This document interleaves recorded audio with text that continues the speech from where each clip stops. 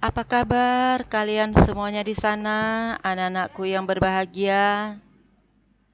Ibu juga berharap kalian tetap sehat. Salam sehat.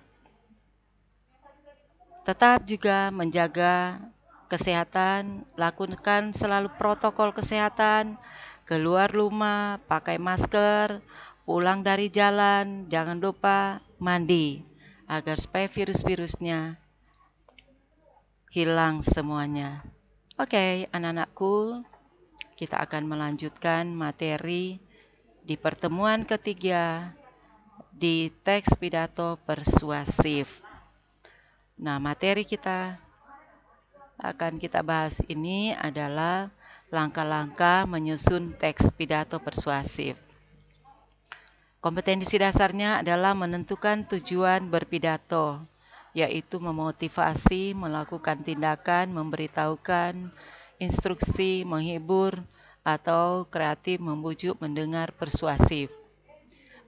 Dua, menganalisis pendengar didasarkan pada tingkat usia, pendidikannya, pekerjaannya, menyusun kerangka pidato yang harus disebut dengan urutan berdasarkan penyelesaian masalah. Oke, kita lanjut susunan pidato. Susunan pidato adalah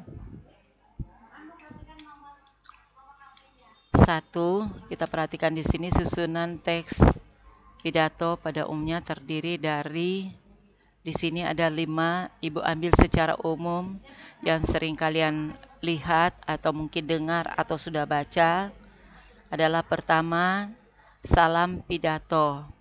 Salam pidato di sini sama dengan kalian memberikan ucapan salam pembuka berisi sapaan pada orang yang hadir dalam acara tersebut.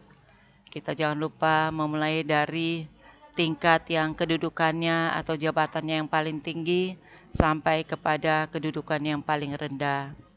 Kedua, pendahuluan.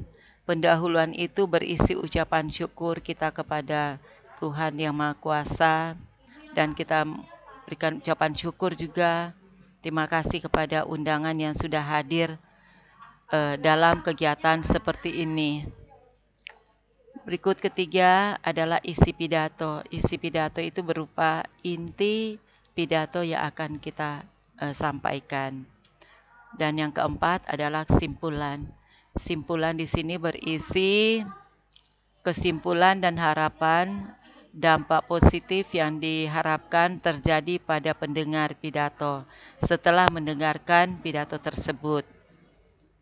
Dan yang keempat, kelima, penutup berisi ucapan terima kasih, kita minta maaf, dan salam penutup kepada audiens yang hadir.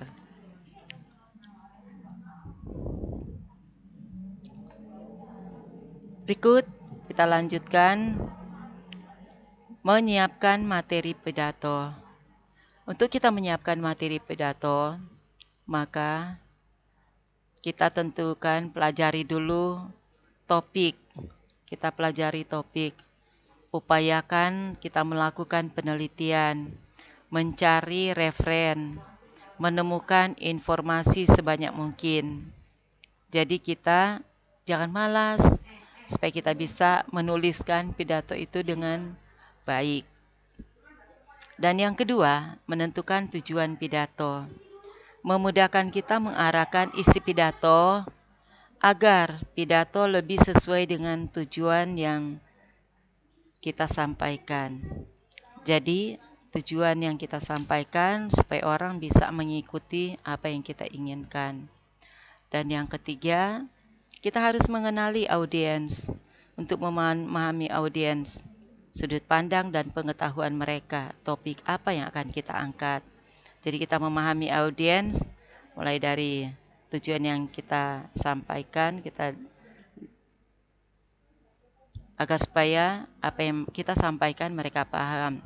Jadi mungkin kita lihat dari sudut pandang mereka dari segi pendidikan, usia, sehingga ketika kita berpidato, kita bisa memahami, kita bisa menguasai, dan mereka paham yang akan kita sampaikan tersebut.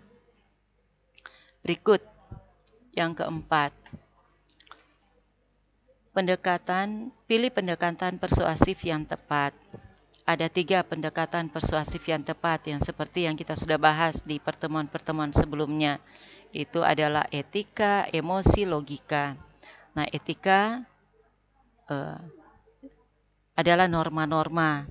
Jadi kita harus lihat, sesuaikan dengan kehidupan yang ada dalam masyarakat. Jangan kita mau menang sendiri, jangan kita menunjukkan kita yang lebih pintar daripada mereka. Berikut, yang kedua adalah secara emosi. Biasanya kita hubungkan apa yang mereka rasakan, apa yang mereka alami. Mungkin saya berikan salah satu contoh, misalnya tentang lingkungan. Kita menginginkan lingkungan yang bersih, berarti kita mengajak kepada warga masyarakat untuk melakukan hal yang bersih. Andaikan lingkungan tidak bersih, pasti dampaknya akan menimbulkan hal yang tidak baik dalam kehidupan kita. Berikut yang logika, nalar. Kita mengajak mereka untuk memberitahukan kepada mereka kepada hal yang masuk akal, yang wajar. Sehingga misalnya seperti tadi, kita membuang sampah atau di dalam lingkungan kita yang kotor, kita mengajak mereka untuk membersihkan sampah-sampah yang berada di lingkungan kita. Karena kalau sampah tidak ada di lingkungan kita, maka bersih pasti. Nah, itu ada secara logika yang mereka melihat bahwa kalau sampah itu sangat mengganggu dalam kehidupan kita, jadi tidak nyaman. Berikut yang kelima, kita menentukan argumen-argumen. Jumlahkan pokok-pokok argumen yang sangat bergantung pada akal, pada durasi pidato. Contohnya tema-tema argumen adalah tema daur ulang. Jadi pokok-pokok argumen yang akan kita buatkan di sana adalah daur ulang, menjaga kelangsungan sumber daya alam. Berikut, daur ulang mampu mengurangi jumlah limbah. Berikut, daur ulang adalah opsi yang hemat. Nah, inilah pokok-pokok argumen yang bisa kita kembangkan untuk menjadikan sebuah pidato.